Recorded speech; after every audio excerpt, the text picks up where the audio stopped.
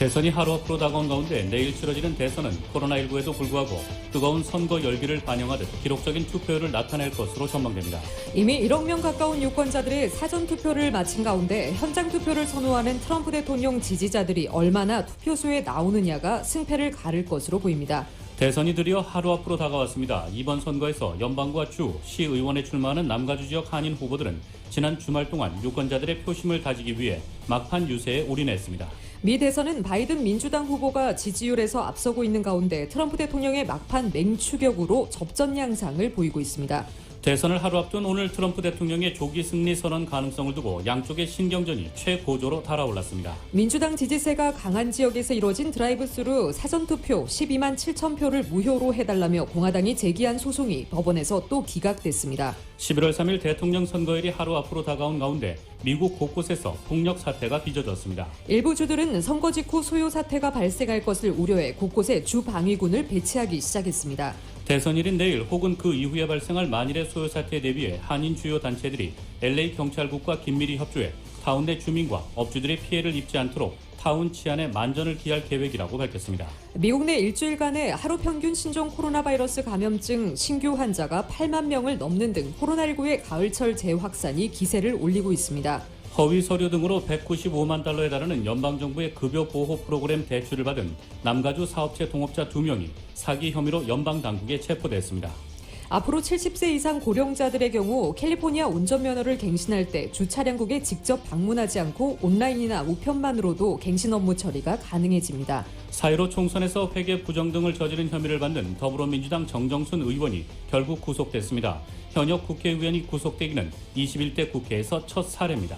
뉴욕 증시에서 주요 지수는 2일 미국 대선을 하루 앞둔 가운데 주요 경제 지표의 호조와 과매도 인식에 힘입어 상승 마감했습니다. LA 지역 내일 부분적으로 약간 구름기입니다. LA 지역의 내일 낮 최고 기온 76도, 밤 최저 기온 57도입니다. 이상은 이 시간 주요 뉴스입니다. 이 시간 주요 뉴스는 공항에서부터 목적지까지 모바일 체크인과 첨단 공기순환 시스템을 통해 안전한 기내 환경과 여행을 제공하는 아시아나 항공 제공입니다. 애청자 여러분 안녕하십니까? 조희정입니다. 안녕하십니까? 이균호입니다. 2020년 11월 2일 월요일 라디오 서울 이브닝 뉴스 1부입니다.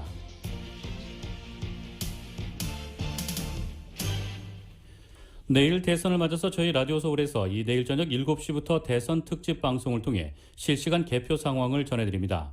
이 대선 특집 방송에서는 오늘의 미국의 진행자 강혜신 보도위원과 김미회 보도위원, 이영돈 방송위원, 모닝과 이브닝 뉴스 앵커가 브래들리 변호사와 기록빈 변호사, 강석희 전 얼바인 시장을 패널로 초청해 실시간 개표 상황과 함께 대선 결과 동향을 분석합니다.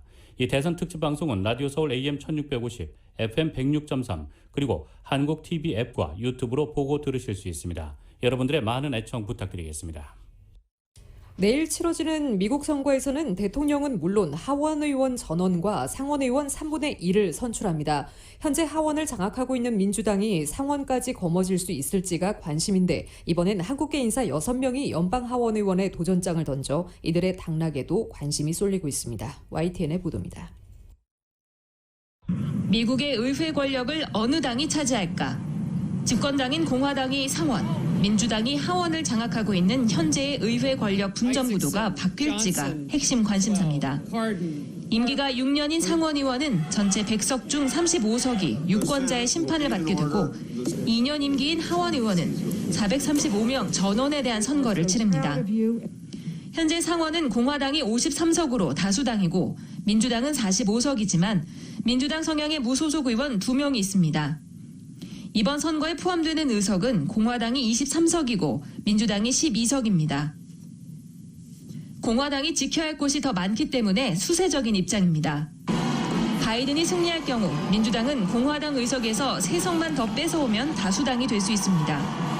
부통령이 상원 의장을 겸직하면서 캐스팅 보트를 행사하기 때문에 상원 의석이 50대 50일 경우 대선에서 승리하는 정당이 다수당이 되기 때문입니다. 하원에서는 현재 민주당 232석, 공화당 197석으로 상원보다는 격차가 있습니다.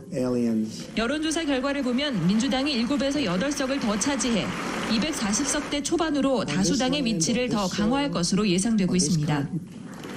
지금까지의 여론조사 결과 등을 보면 미국의 정치 매체들은 대통령과 상원 모두 민주당이 장악하는 이른바 블루웨이브의 가능성을 점치고 있습니다.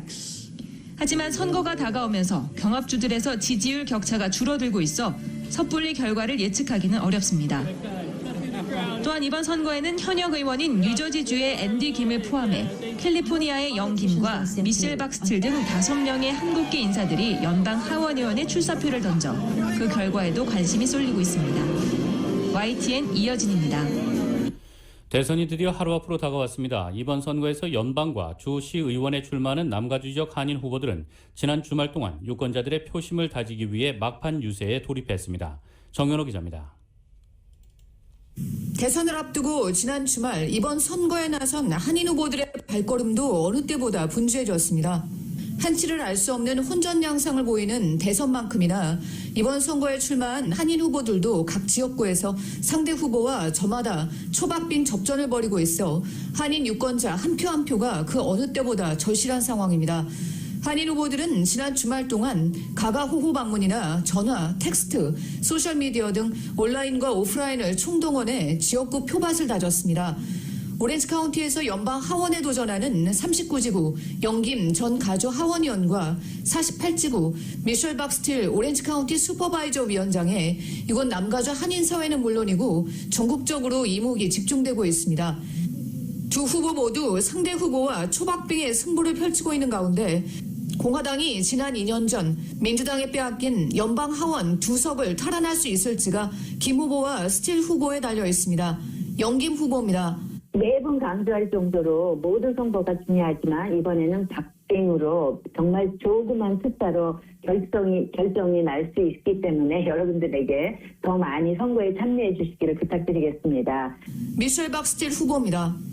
이번 그 선거는 제 것도 그렇고 다른 코리안 아메리칸들이 뛰는 선거도 그렇고 굉장히 다 진짜 가깝게 이기고 지고 할 것 같아요. 그러니까 한 표 한 표 너무 중요하거든요. 그래서 꼭 투표해 주시기를 바라고요. 한인타운을 포함하는 연방하원 34지구에는 한인 데이빗 김 변호사가 현직인 지미 고메즈 의원에 도전합니다. 5년 전 LA 시의회 한인 시의원 탄생이라는 역사를 쓴 데이빗 류 LA시 4지구 시의원은 상대 도전자와 초박빙의 접전을 벌이고 있어 어느 때보다 한인 커뮤니티의 결속이 절실한 상황입니다. 데이빗 류 시의원입니다. 한국 커뮤니티가 저를 믿어주셔서 우리 이겼습니다. 사람들 놀래게 이겼는데 힘들게 우리 이겼는데 이제 5년 뒤에 이렇게 또 선거가 이렇게 힘들었지 몰랐습니다. 이 선거는 너무나 타이트해가지고 몇 100표로 이긴다고 생각합니다. 그래서 꼭 참석하시고 꼭 까먹지 않고 투표해주세요. LA 한인타운을 포함하는 LA시 10지구 시의원직에는 그레이스 유 변호사가 거물 정치인인 마크 리들리 토마스 LA 카운티 슈퍼바이저와 맞대결을 펼칩니다.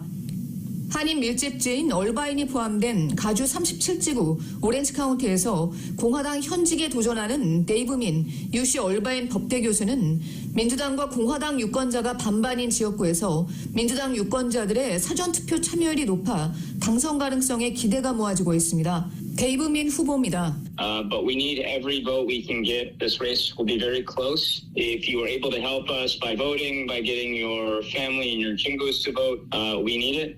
얼바인, 터스틴, 오렌지, 애나하임 힐스 등을 포함하는 가주 하원 68지구에서는 최석호 현 의원이 3선에 도전합니다. 라디오 서울 뉴스 정연호입니다.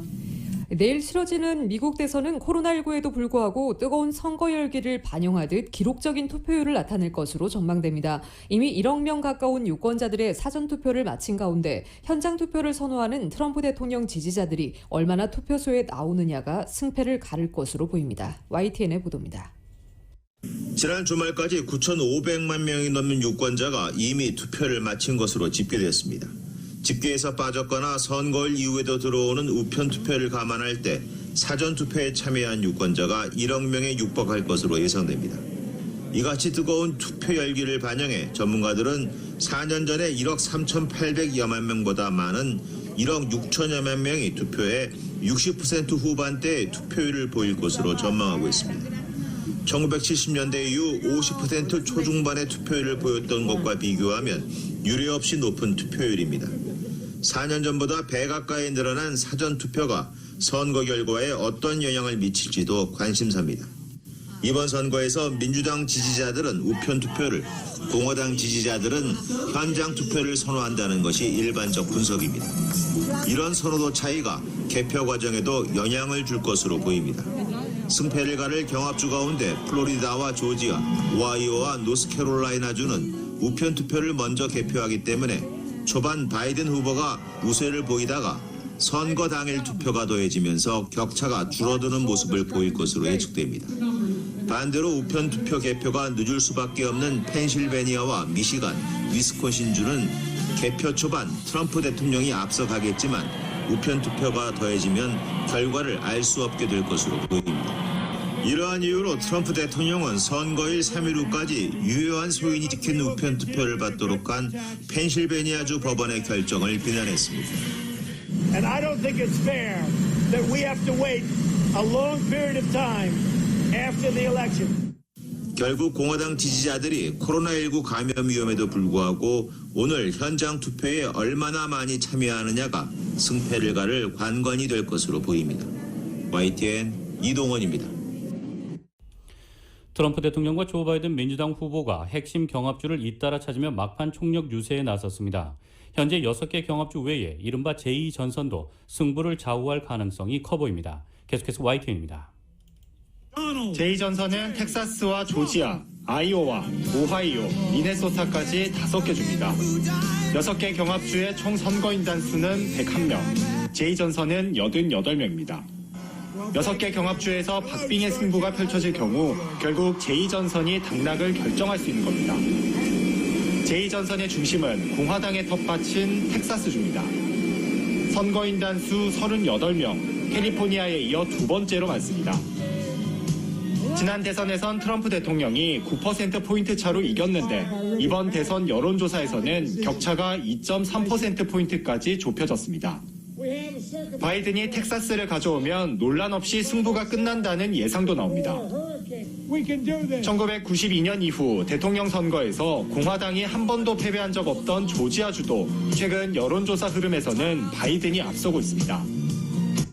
Has the heart of this nation turned to stone? I don't think so. I refuse to believe it. I know this country. 반대로 민주당이 장기 집권해온 미네소타주는 바이든이 앞서고 있지만 트럼프 대통령의 이딴 유세 속에 오차 범위 내로 간격이 좁혀졌습니다. Joe Biden has never succeeded before. Barack Obama said that if you want to see things screwed up, just ask Joe Biden to do it. 아이오와 오하이오 북부 2개 주도 두 후보가 경합 중이라는 여론조사가 나오면서 한 치 앞을 내다볼 수 없는 상황입니다. 트럼프 대통령은 지난 대선에서 미네소타를 빼고 모두 이겼습니다. 트럼프 대통령 입장에선 지난 대선에서 이겼던 4개 주에서 한 곳이라도 지면 승리를 장담할 수 없습니다. 경합주에서 오차 범위 내 접전 양상이 이어지고 있는 만큼 제2전선의 두 후보 판세에도 점점 이목이 쏠리고 있습니다. 워싱턴에서 YTN 김지환입니다.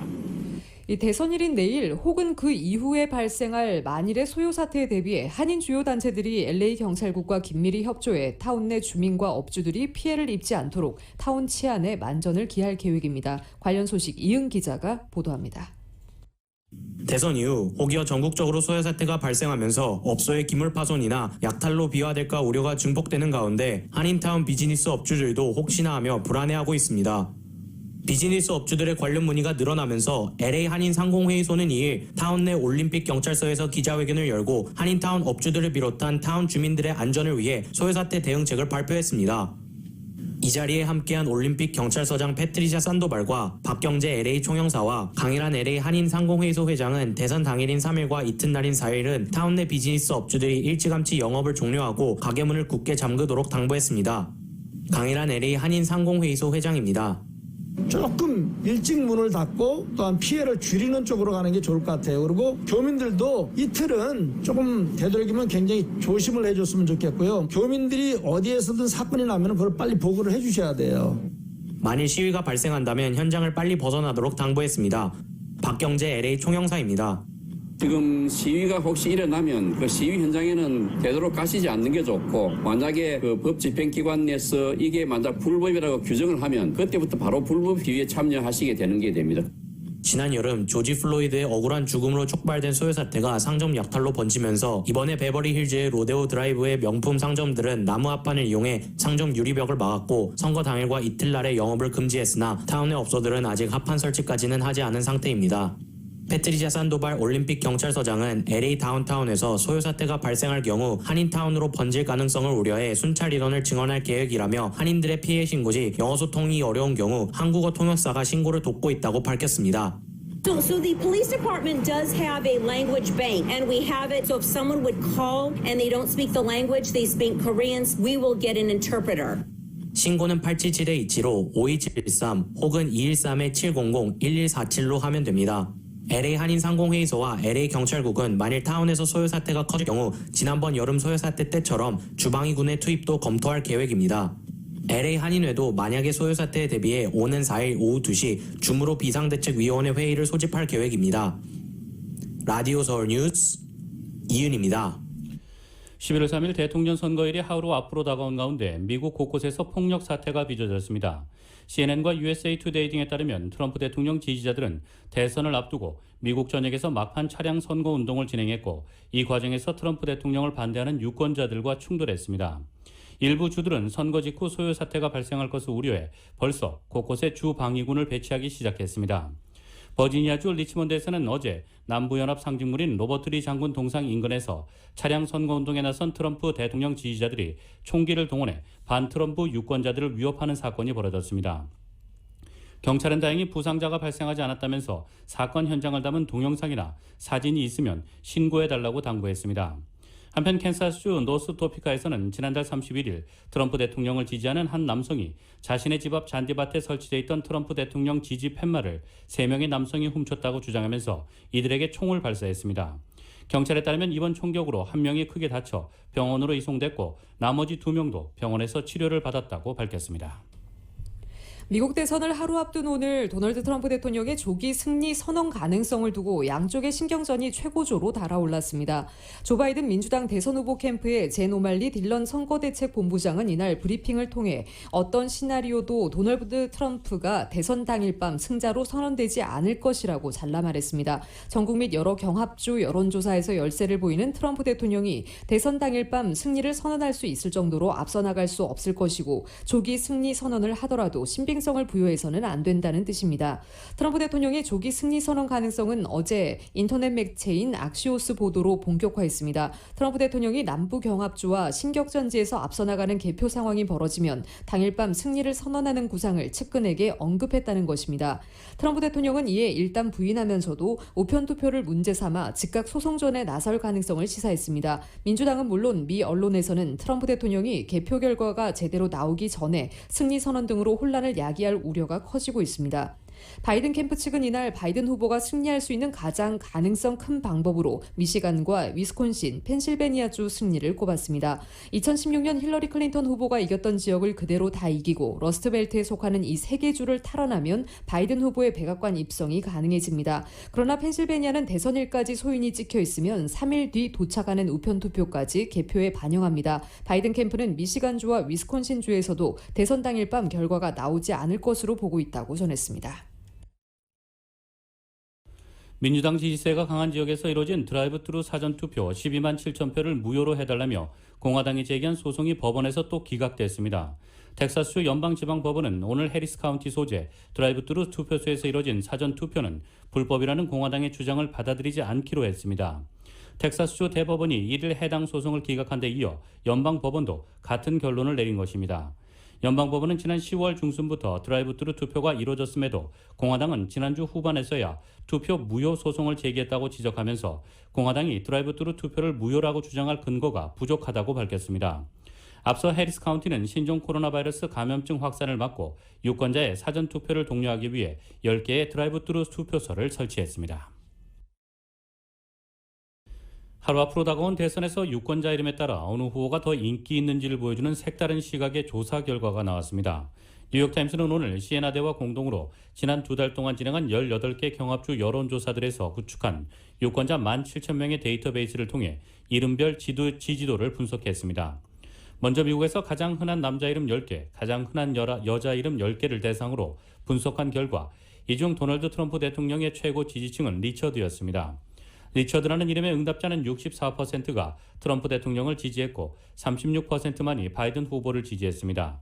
둘 다 지지하지 않는다고 답한 응답자는 제외한 결과입니다. 이 토머스와 윌리엄이 그 뒤를 이었고 여자 이름 중에서는 낸시가 트럼프 대통령을 가장 선호했습니다. 조 바이든 민주당 대선 후보의 가장 큰 지지 세력은 캐런입니다. 이 캐런이라는 이름을 가진 유권자는 60%가 바이든 후보를 지지한다고 답했고 40%만이 트럼프 대통령을 선호했습니다. 캐런 외에도 바이든 후보를 선호하는 이름은 바버라, 리사 퍼트리샤, 대부분 여성 이름입니다.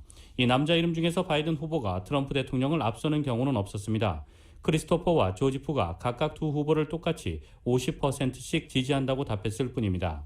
이런 결과는 트럼프 대통령이 백인 남성 사이에서 인기가 높고 여성 유권자는 바이든 후보를 선호한다는 대체적인 여론조사 흐름과 일치합니다. 미국에서 일주일간의 하루 평균 신종 코로나 바이러스 감염증 신규 환자가 8만 명을 넘는 등 코로나19의 가을철 재확산이 기세를 올리고 있습니다. CNN 방송은 1일 기준 미국의 일주일간 하루 평균 코로나19 신규 환자가 8만 1,336명으로 집계되며 코로나19 사태 후 처음으로 8만 명을 넘었다고 오늘 보도했습니다. 잔스 호킨스 대학 집계를 기준으로 미국에서는 지난달 30일 하루 신규 환자가 9만 9,321명이나 나오며 역대 최대를 기록했습니다. 10만 명에서 약 700명이 모자란 숫자입니다. 양성 판정 비율도 높은 수준입니다. 미국에서 이 비율이 가장 높은 5개 주는 사우스다코타 50%, 와이오밍 43%, 아이오와 36%, 아이다호 34%, 캔자스시티 34%입니다. 세계보건기구가 경제 재가동의 요건으로 14일간 양성 판정 비율 5% 이하를 권고하고 있는 점에 비춰볼 때 매우 높은 수준입니다. 이를 5개 주를 포함해 2일 기준 36개 주에서 양성 판정 비율이 5%를 초과한 상태입니다. 잔스 호킨스 대학은 오늘 미국의 누적 코로나19 확진자 수를 924만 261명, 사망자 수를 23만 1,181명으로 각각 집계했습니다. 트럼프 대통령이 재선 성공 시 즉각적으로 출생, 시민권 폐지 추진 등을 포함한 초강력 반이민 행정명령을 준비 중이라고 NBC가 보도했습니다. 가디언지는 트럼프 대통령 강경 이민 정책의 설계자인 스티븐 밀러 백악관 선임 보좌관이 트럼프 재선 시 곧바로 서명할 준비가 된 충격적이고 무시무시한 행정명령들을 갖고 있다고 전했습니다. 여기에는 출생 시민권 폐지, 시민권 시험 고난이도로 조정, 위기국가 출신 추방자 보호 프로그램 폐지, 난민 입국 사실상 폐지 등이 포함될 것이라고 가디언은 전하고 있습니다. 코로나19 팬데믹 속에 LA시가 그동안 유예해왔던 일부 주차 위반 티켓 발부를 다시 시작한 가운데 앞으로 LA시 내에서 주차 위반 티켓을 발부받은 운전자들이 48시간 이내에 벌금을 납부하면 $20씩을 덜 낼 수 있게 됩니다. 에릭 가세티 LA시장이 주차 위반 티켓을 48시간 이내에 납부하면 $20를 깎아주는 얼리페이 LA 프로그램 시행을 발표했습니다. 가세티 시장이 발표한 얼리페이 LA 프로그램은 오늘 시작돼 2021년 6월까지 한시적으로 적용될 예정입니다. 주거지역 거리 청소, 오버나잇 및 오버사이즈 파킹구역, 만료된 퍼밋 소지 등과 관련된 이유로 주차 위반 티켓을 발부받은 운전자들은 티켓이 발부된 후 48시간 이내에 벌금을 납부하면 이 프로그램을 통해 $20를 디스카운트 받을 수 있습니다. 가세티 시장은 시정부 측은 앞으로도 코로나 팬데믹으로 재정적 어려움을 겪고 있는 시민들을 위해 해당 프로그램과 같이 여러 방면에서 도움을 제공할 것이라고 전했습니다. LA시 교통국의 슬레타 레이놀즈 제너럴 매니저는 코로나19 위기 중에도 교통 질서와 법규를 지키며 시민들을 돕기 위해 마련한 프로그램이라며 이 프로그램이 저소득층 및 재정적 어려움을 겪는 이들에게 재정적인 짐을 조금이나마 덜어줄 수 있을 것이라고 전했습니다. 앞으로 70세 이상 고령자들의 경우 캘리포니아 운전면허를 갱신할 때 주 차량국에 직접 방문하지 않고 온라인이나 우편만으로도 갱신 업무 처리가 가능해집니다. 게빈 뉴섬 캘리포니아 주지사는 코로나19 팬데믹 상황이 이어지는 동안에는 70세 이상 고령자들이 면허 갱신을 위해 직접 DMV를 방문하지 않고도 온라인이나 메일로 처리할 수 있도록 하는 행정명령을 내렸습니다. 뉴섬 주지사는 이번 행정명령을 통해 70세 이상 운전자들이 운전면허증을 갱신할 때 반드시 DMV에 가서 절차를 밟아야 하도록 한 캘리포니아 주법 규정 적용을 한시적으로 면제하도록 하고 이 같은 조치는 코로나19 관련 주 정부의 비상선포 기간이 해제될 때까지 또는 또 다른 조치가 발표될 때까지 이어진다고 밝혔습니다. 이 행정명령으로 인해 코로나19 감염에 취약한 고령자들은 앞으로 집에서 손쉽게 메일 또는 온라인으로 면허 갱신을 할 수가 있게 됩니다. 이에 앞서 지난 7월 뉴섬 주지사는 올해 3월 1일부터 12월 31일 사이에 비상업용 일반 운전면허가 만료되는 70세 이상 시니어 운전자들에 대해서는 운전면허증의 만료 기한을 자동적으로 1년 연장될 수 있도록 한시적 조치를 내렸었는데 이번에 다시 아예 비대면 방식으로 면허증을 갱신할 수 있도록 한 것입니다. 한편 가주 DMB는 코로나 사태에 따라 지난 6월까지 전면 문을 닫았다가 재오픈한 뒤 예약제로 대면 업무를 재개한 상태입니다. 허위 서류 등으로 195만 달러에 달하는 연방정부의 급여 보호 프로그램 PPP 대출을 받은 남가주 사업체 동업자 2명이 사기 혐의로 연방당국에 체포됐습니다. 지난달 29일 연방검찰에 따르면 노스리지의 스티븐 골드스타인과 산타클라리타의 레이몬드 메가나는 사업 파트너로 허위 세금 서류와 직원 정보를 제출해 195만 달러 이상의 PPP 대출을 받은 혐의로 이날 긴급 체포됐습니다. 검찰에 따르면 두 사람은 지난 5월 13일과 6월 3일 더 빌딩 서클사의 PPP 대출 신청서 총 5개를 여러 은행 측에 제출하면서 대출을 승인받기 위해 40명의 가짜 직원들의 임금 및 세금 서류를 조작한 혐의입니다. 두 용의자는 총 195만 달러에 달하는 PPP 대출을 승인받았지만 연방국세청 IRS와 캘리포니아주 고용개발국 EDD가 해당 회사가 직원들에게 급여를 지급한 사실을 보고한 적이 없다는 것을 밝혀냈고 검찰의 수사 끝에 이들이 운영하는 회사 주소가 사업장이 아닌 일반 주택임이 드러났습니다. 검찰은 두 사람의 유죄가 인정될 경우 모두 최고 127년형에 처해질 수 있다고 밝혔습니다. 미주 한인사회 쇼핑 트렌드에 새로운 변화가 시작됩니다. 미주 한인들을 위한 아마존 스타일의 홈쇼핑이 탄생했습니다. 최신 트렌드에 맞는 발빠른 상품 업데이트로 언제든 최신 상품의 쇼핑이 가능하고 까다롭고 엄격한 제품 선정을 통해 최상의 품질을 보장합니다. 인터넷이 어렵다고요? 친절하고 전문적인 고객 서비스에서 상담부터 결제까지 도와드립니다. 로그인 필요 없이 복잡한 주문 프로세스를 모두 없앴습니다. 이제 한국 제품 미국 내 쇼핑은 한국 홈쇼핑이 최고입니다.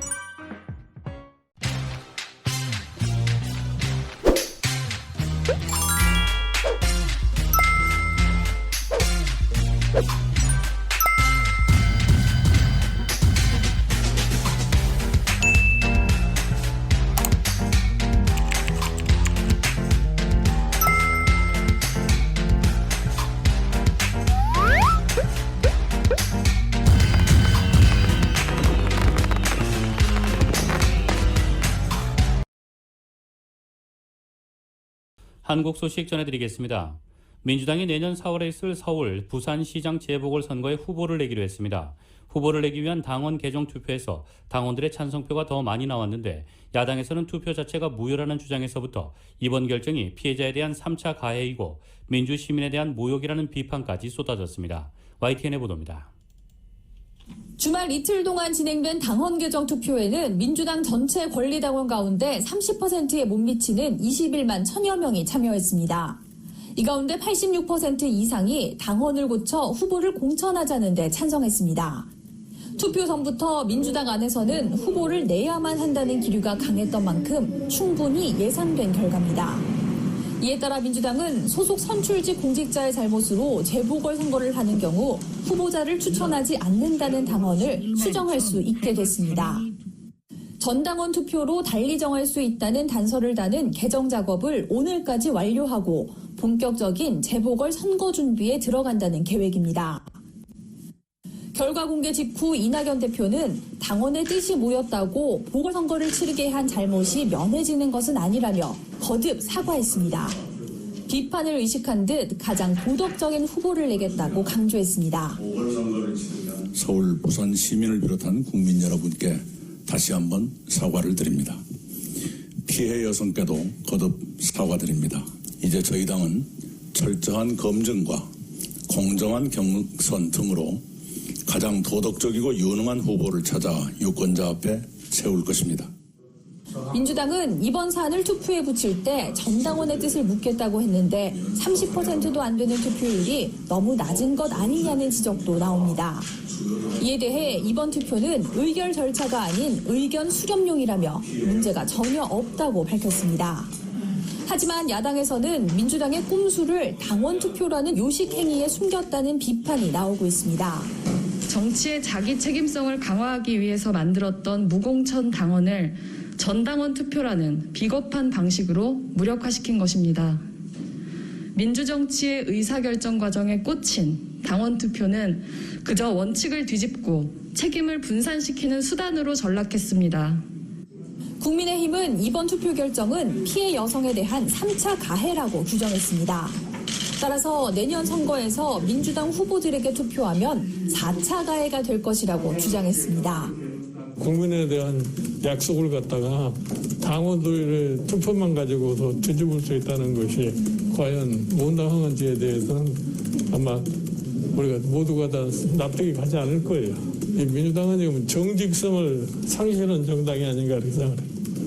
국민의당은 민주당이 후보를 내려거든 800억 원이 넘는 보궐선거 비용을 모두 부담해야 한다고 주장했습니다. 더욱 중요한 것은 현재의 야당 반발이 아닌 선거 국면에서의 국민 여론입니다. 민주당이 사과를 넘어 국민들을 적극 설득하지 못할 경우 선거 결과를 장담할 수 없는 상황으로 흐를 수도 있습니다. YTN 한현입니다. 4.15 총선에서 회계 부정 등을 저지른 혐의를 받는 더불어민주당 정정순 의원이 결국 구속됐습니다. 현역 국회의원이 구속되기는 21대 국회에서 첫 사례입니다. YTN의 보도입니다.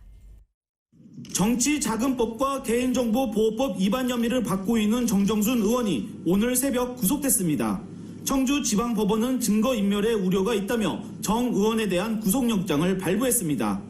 4.15 총선에서 회계 부정을 저지르고 청주시 의원 등으로부터 불법 정치자금을 수수한 혐의 등입니다. 여기에 부정취득한 자원봉사센터 회원 정보를 선거에 이용한 혐의도 받고 있습니다. 앞서 정 의원은 지난달 29일 국회에서 체포동의안이 가결되고 이틀 뒤 검찰에 출석해 조사를 받은 뒤 구속영장이 청구됐습니다. 조사를 받은 지 불과 35시간여 만입니다. 검찰은 정 의원이 현역 국회의원 신분으로 도주 우려는 적지만 수차례에 걸친 출석 여부에 불응한 점을 들어 증거인멸 가능성이 있다고 판단한 겁니다. 하지만 정 의원은 조사를 받기 위해 검찰청사에 들어가기 전 출석에 불응한 것이 아니라는 입장을 밝혔습니다. 저는 검찰 출석을 하지 않겠다는 말씀을 드린 적은 없고요. 언제나 검찰 출석을 하겠다는 그 입장은 변함이 없습니다. 그래서 오늘 국회와 관계없이 출석을 하려고 했던 거고 그런 측면에서 보면 오늘 성실하게 이렇게 임하도록 하겠습니다. 검찰은 조사 과정에서 정 의원의 부정 의혹을 처음 제기한 선거 캠프 회계 책임자 A씨도 불러 대질 조사까지 하는 등 강도 높은 조사를 벌였습니다. A씨는 정 의원이 선거 과정에서 다수의 회계 부정을 저질렀다며 관련 내용이 담긴 회계 장부와 녹취록이 담긴 휴대전화 자료 등을 검찰에 넘긴 것으로 전해졌습니다. 검찰은 연루자 증언과 증거 자료를 토대로 정 의원을 추궁했지만 정 의원은 혐의를 부인한 것으로 알려졌습니다. 하지만 정 의원의 혐의 부인에도 불구하고 법원이 영장을 발부하면서 정 의원은 21대 국회에서 현역 국회의원이 처음 구속되는 불명예를 안게 됐습니다. YTN 이성호입니다.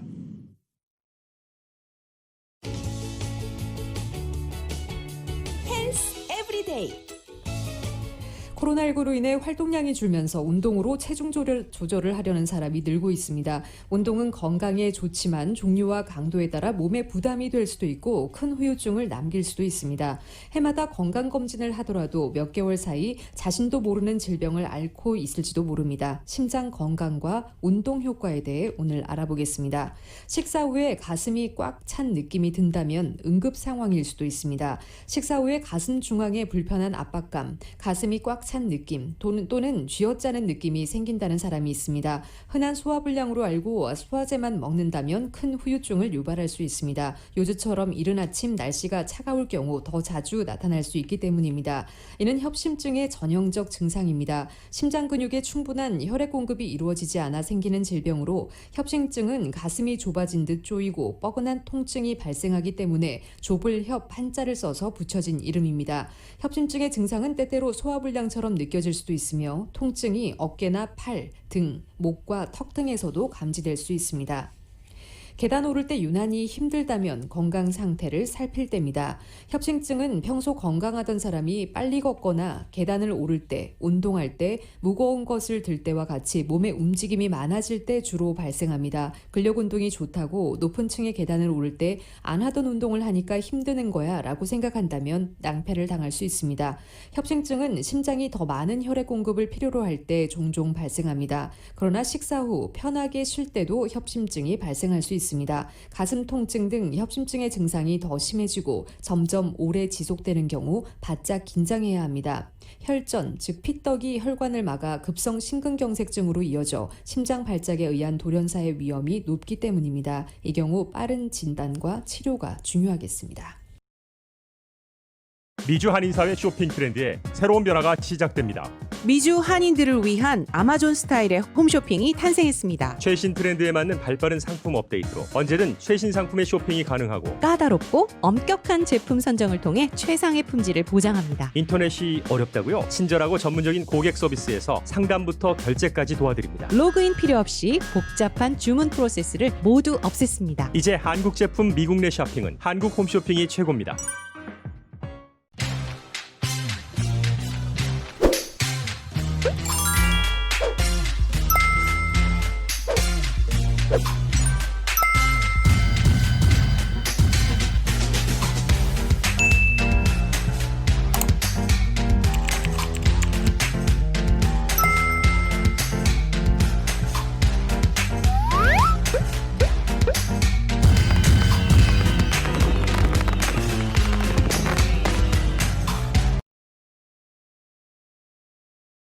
뉴욕 증시에서 주요 지수는 오늘 미국 대선을 하루 앞둔 가운데 주요 경제 지표의 호조와 과매도 인식에 힘입어 상승했습니다. 오늘 뉴욕 증권거래소에서 다우지수는 전장보다 423.45포인트, 1.6% 상승한 26,925.05의 거래를 마쳤습니다.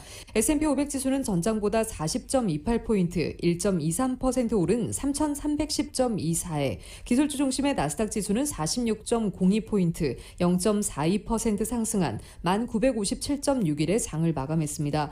대선 불확실성이 여전하지만 이날 증시에서는 저점 매수 심리가 우위를 점했습니다. 주요 지수가 지난주에 3월 이후 최악인 5, 6%대 하락률을 기록한 만큼 과도하게 내렸다는 인식이 제기됐다고 전문가들은 진단했습니다. 뉴욕 증시 전문가들은 지난주에 큰 낙폭 등을 고려할 때 대선 이후 증시가 강세를 보일 가능성을 조심스럽게 점치고 있습니다.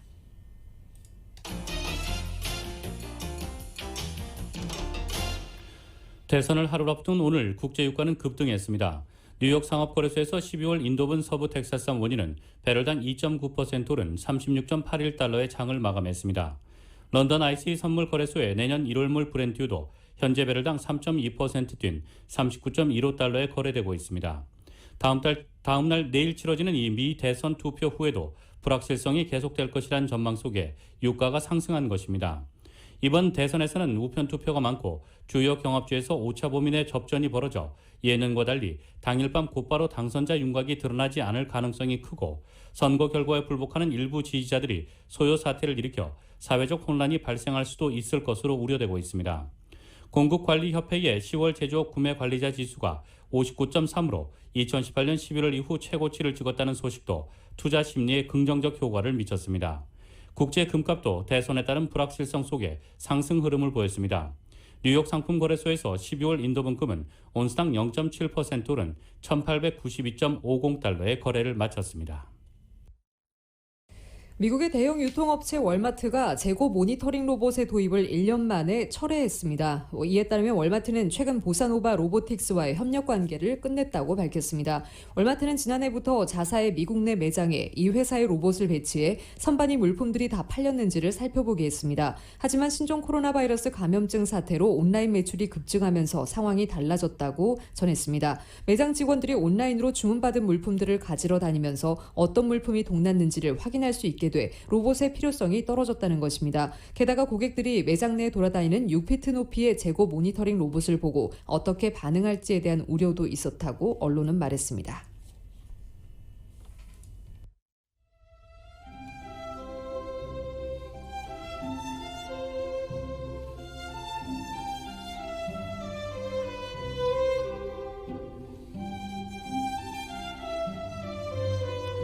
11월 2일 월요일 오늘 밤과 내일 날씨입니다. 이번 주 남가두 지역 대체로 맑거나 약간 구름 낀 날씨가 반복되겠습니다. 낮 기온도 주중에는 고온 건조한 날씨 보이다가 주말부터 급격한 기온 변화를 보이면서 곳에 따라 추워지는 곳도 있겠습니다. 국립기상청이 오는 금요일부터 예년 기온을 훨씬 밑도는 날씨를 보일 것으로 예보한 가운데 목요일은 낮 기온이 80도 후반에서 90도 중반대까지 오르는 곳도 있을 것으로 보여 이번 주 주말과 주중 급격한 기온 변화가 예상되고 있습니다. 건강관리에 각별히 유의하시는 한 주 되시기 바랍니다. LA 한인타운의 내일 낮 최고 기온 77도, 밤 최저 기온 58도입니다. 오렌지 카운티 지역 79도, 57도, 벨리와 인랜드 엠파이어 지역 81도, 44도, 해안 지역 67도, 57도입니다. LA 지역 오늘 밤 약간 흐리겠습니다. 오늘 밤 최저 기온 58도입니다. 한국은 오늘 찬바람이 불면서 기온이 뚝 떨어져 초겨울 추위를 보이겠습니다. 서울의 오늘 낮 최고 기온 화씨 48도, 밤 최저 기온 화씨 28도입니다. 지금까지 진행의 이균호, 조희정이었습니다. 편안한 저녁 보내시기 바랍니다. 고맙습니다.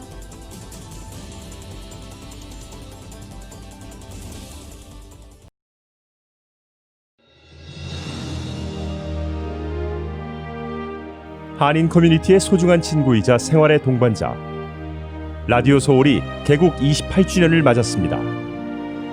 1903년 한인들이 하와이에 첫 발을 내디딘 이래로 미주 한인 커뮤니티는 지금껏 쉼없이 성장해 왔습니다.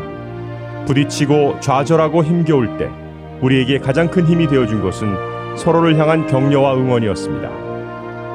한인 커뮤니티와 더불어 성장한 라디오 서울.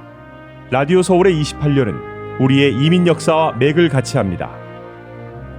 세상의 모든 이야기를 담으려는 라디오 서울 방송은 우리가 함께 만드는 우리의 이야기입니다. 사람과 사람을 이어주는 라디오 서울 1650. 청취자와의 소통만으로 기뻤던 1992년. 그리고 28년이 지난 지금 라디오 서울은 멀티미디어 그룹으로 거듭났습니다. 1992년 첫 방송을 시작한 이후 FM 라디오, 모바일 서비스를 거쳐 보는 라디오, 라디오 서울 TV, 라디오 서울 유튜브, 한국 TV 채널, 한국 홈쇼핑 등 시대의 변화와 애청자의 요구에 부합하는 미래지향적인 라디오 서비스로 만들어가고 있습니다. 특히 코로나19 바이러스가 가져온 세계적인 팬데믹은 우리의 삶의 방식을 바꿨으며 다가올 미래에는 더욱 진화된 방송이 요구될 것입니다. 이에 라디오 서울 방송은 다가올 새로운 시대를 대비하여 N스크린 멀티 디바이스 방송으로 다시 태어났습니다. 때와 장소를 불문하고 어떠한 기기로도 듣고 볼 수 있는 방송이 라디오 서울이 추구하는 N스크린 멀티 디바이스 방송입니다. 24시간 늘 깨어있는 방송, 눈과 귀가 함께하는 방송, AM 1650, FM 106.3 라디오 서울 방송. 미국 내 다양한 이슈를 생생하게 전달하는 강혜신의 오늘의 미국. 기분 좋은 아침, 반짝이는 하루를 선사하는 이영돈 선우의 좋은 아침, 좋은 하루. 나른한 오후 활력을 전하는 싱글벙글쇼와 라디오 콘서트. 빠르고 정확한 뉴스, 지구촌 소식을 실시간 전하는 모닝뉴스와 이브닝 뉴스. 한국 TV와 유튜브로 이원 방송하는 조희정의 한국 홈쇼핑 리뷰. 라디오 서울은 당신의 또 다른 가족입니다. 사람과 사람을 이어주는 방송, 들으면 행복해지는 라디오 서울. 지금까지의 28년이란 밑거름을 통해 앞으로 희망이 이루어지는 아름다운 세상을 만들어 가겠습니다. 라디오 방송의 한계를 넘어 N스크린 방송으로 더 멀리, 더 높이 세상 보는 눈을 키우는 최고의 방송, 라디오 서울.